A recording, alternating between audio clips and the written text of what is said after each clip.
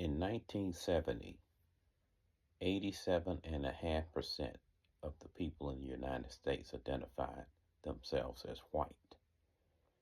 In 2023, 58% of the people in the United States identified themselves as white. So what happened? Well, let me give you an analogy.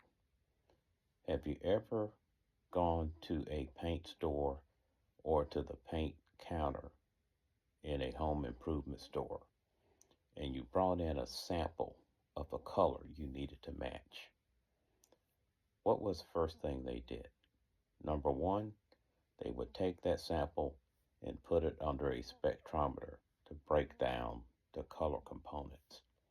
The next thing they would do is they would go to the shelf and they would grab a can of white paint and bring it over to the counter. Then they would put that white paint under a machine that would deposit the different percentages of the colors into that white paint. And once mixed, that should give you the color that you brought in. And by the way, this is the cover of my book, Chocoholic, Guilty of Loving a Black Man. Kind of appropriate. If you want to check that out, go to Amazon.com. So, if they set that paint in front of you before it was mixed, you could see the different color components kind of swirling in the white paint. That represents the United States, okay?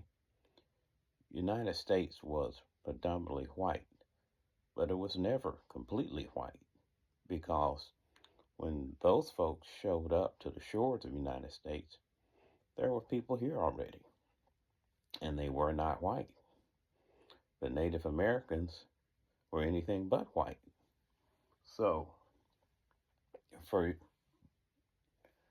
hundreds of years and decades, as different people came to the United States, they, the folks that were predominant in the United States, the white people, kept these different races and ethnic groups separate.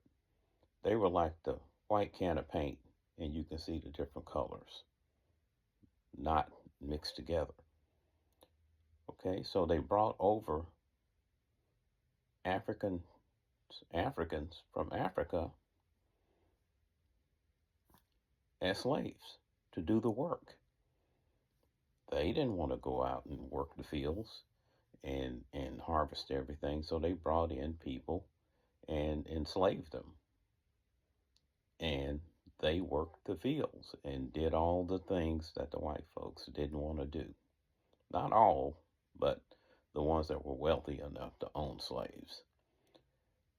Eventually, slavery ended, but other folks were already here too. People from Mexico. Large parts of what we now call the United States were a part of Mexico. So they were already here. So for hundreds of years and decades, these different groups were kind of kept apart. So they were still distinct as you looked at that can of white paint called the United States of America. Then in the 60s, civil rights movement came along. Segregation was eliminated, and all these people started to intermix. School, businesses, jobs, they intermixed. So by the time we get to the year 2023, that 87.5% had fallen to in the 50 percentages of people identifying as white. So what happened? Well, when the person in the paint department takes that paint, they take a rubber mallet and they pound the top back on, and they put it into a machine that's called a mixer or a shaker. and it vibrates that can so that all those colors are blended together. So that when they open that can again after it's been mixed appropriately, they let it run for a little bit. Then all of a sudden, that paint inside is not white anymore. It should be matching what you brought in. And they'll take a little sample with their finger or a little something they dip in there, and they'll spread it on a sheet of paper or something along those lines, and then they'll put the sample you brought in next to it and say, okay, does this look the same? That's what happened in the United States.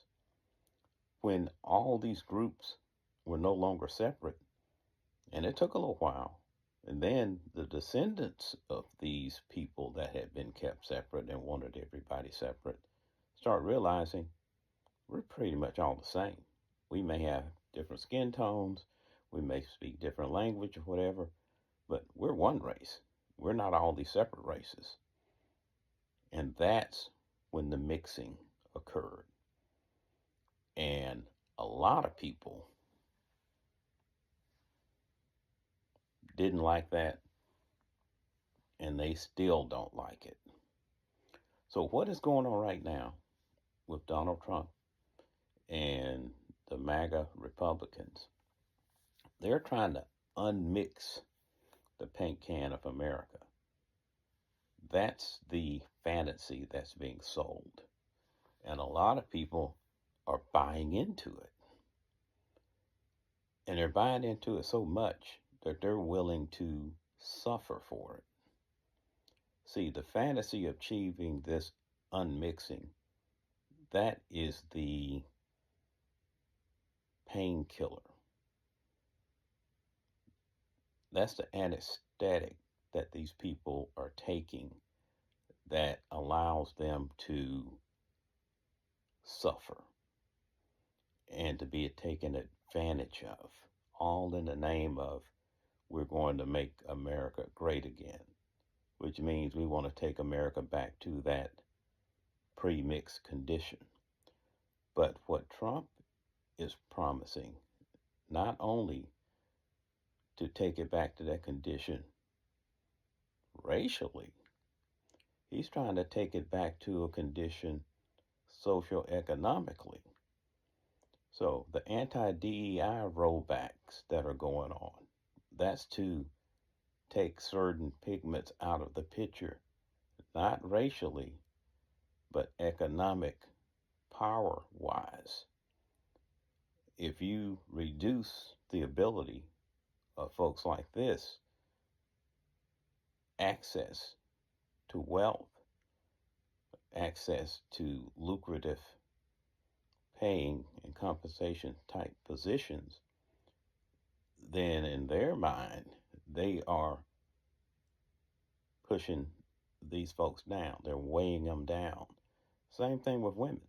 When the United States started, really the only people that had power were property owning white men. So as the anti-DEI wave spreads, it's taken a lot of women out of powerful, lucrative positions. Same thing with the attack on immigrants. So they're trying to remove these elements, trying to weigh them down. Because if you ever notice, if you get a gallon of paint, particularly oil-based paint, and you let it sit for a long period of time, and even if it's not oil-based, what happens when you open it up? On the oil base, you'll see the oil has risen to the top. So what Trump is trying to do is make the white males lighter. They rise to the top and stay at the top socioeconomically. So when you look down, you see, oh, America looks more white again. Not in actual demographics, but in power and wealth. You got to really think about this thing. Power and wealth is what's being elevated and slanted towards the white male, the so-called meritocracy that allows what I call the poster boy of this movement. someone like Pete Hegseth to rise to the top, qualified or not, and he definitely isn't. But that's the goal.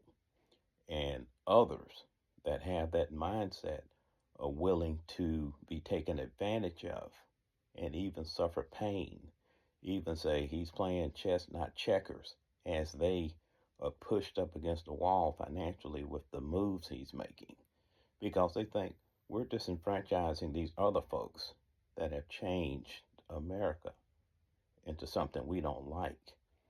So just think about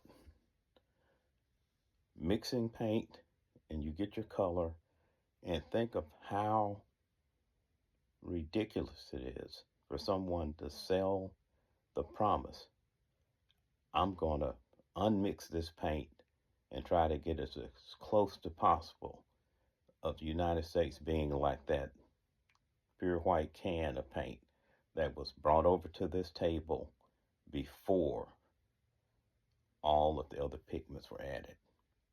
So that's what's going on in the United States of America. I don't think it'll succeed, but it will explain a lot of the turmoil that we're going through right now.